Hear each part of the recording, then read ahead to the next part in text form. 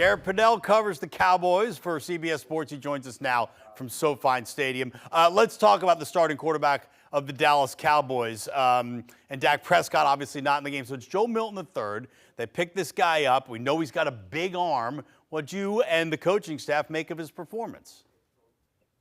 Hey, Russ, great to join you here. And I would say kind of a mixed bag is how I and myself and Brian Schottenheimer would describe this performance. Earlier this week, Brian Schottenheimer said Joe Milton's arm strength was comparable to Brett Favre. Schottenheimer was Favre's offensive coordinator in 2008 with the New York Jets, so he has seen Favre's arm up close. But he said to me tonight, Joe Milton probably could have used a little more of the changeup mixed in there with the fastball. Early on, Brian Schottenheimer called 6 consecutive passes to get Milton going in this game. He said he didn't mean to call 6 in a row, but he did want to get Milton in a rhythm, and he didn't really settle down until late in the first half when he connected with Jalen Brooks a few times. But the big takeaway here is for Milton just to play. I mean, he only played in one game last season. It was his Week 18 start against the Buffalo Bills. And so Schottenheimer told me, look, want him to get the check down a little more. On the interception, he threw deep to the end zone to Ryan Flanoy. He said that's a play in which Joe puts a lot of trust in Flanoy, but upon reviewing the film, he probably would coach him to take the check down there because he had to evade the pass rush and kind of step up and then throw it versus throwing from a clean pocket. But he did like the way Milton bounced back and hit undrafted tight end Rivaldo Mayweather in the back of the end zone there for the touchdown. And then in terms of the elbow, right, we saw he did leave at the very end. Schottenheimer told me he didn't think it was serious. I spoke to Milton also in the postgame locker room, and he said he's, quote, pretty fine and will probably be all good. What other players stood out in a positive way for head coach Brian Schottenheimer? We also had 7th-round rookie Phil Maffa. He was the team's leading rusher out of Clemson. He was a bruiser, and his last year at Clemson, the reason he fell into the 7th round, he was playing with a torn labrum in his shoulder. Entering this game, he said that labrum's fully healed. He feels ready to go. He had 14 yards really quickly on his first 3 carries. They liked what they saw from him tonight. And then an undrafted rookie, Trayshawn Holden out of Oregon. He was inserted into the game midway through the 4th quarter. Didn't play a ton. Finished with 2 catches for 42 yards to lead the team. And most of that came on his 2nd catch of the day, a 35-yarder down the right sideline in a play in which he snuck behind the zone defense and Milton rifled it in there to Holden. And that was a play that Brian Schottenheimer told me will move him up the depth chart and get him more looks the rest of this preseason. CeeDee Lamb didn't play, but he made the highlight for all the wrong reasons. How the heck did he get run over by an official? How does that even happen, Garrett?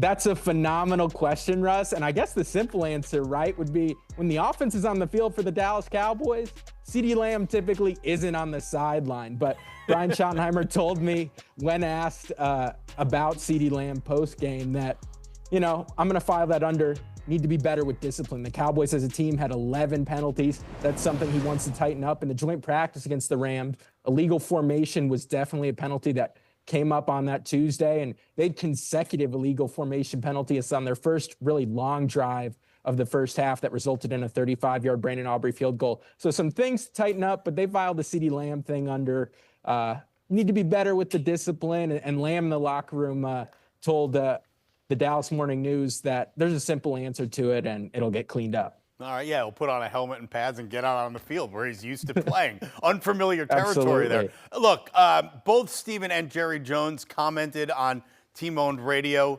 on this day about Micah Parsons. It's been the talk about everybody. The truth is they didn't say a whole lot. What is the latest on Micah Parsons?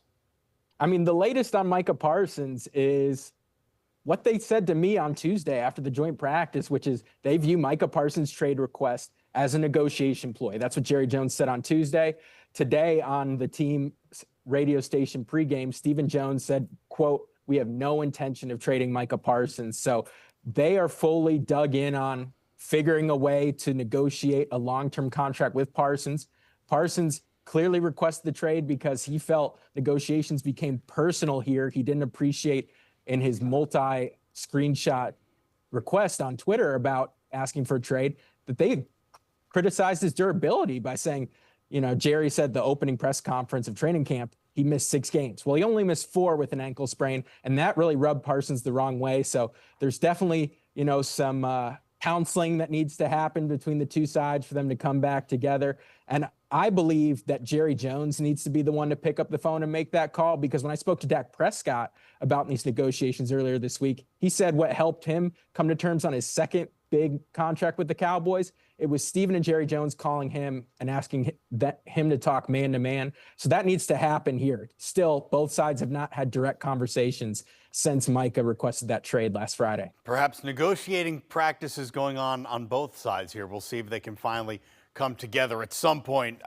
Garrett Podell, thanks so much. Much appreciated. Safe travels back to Big D from L.A. And here's a look at the highest paid edge rushers by average annual value. You would say by this list, T.J. Watt, of course, the highest paid of all, the most recent recipient of a massive contract, $42 million a year. Seems about the going rate for Micah Parsons. We'll see if the Cowboys hit that number.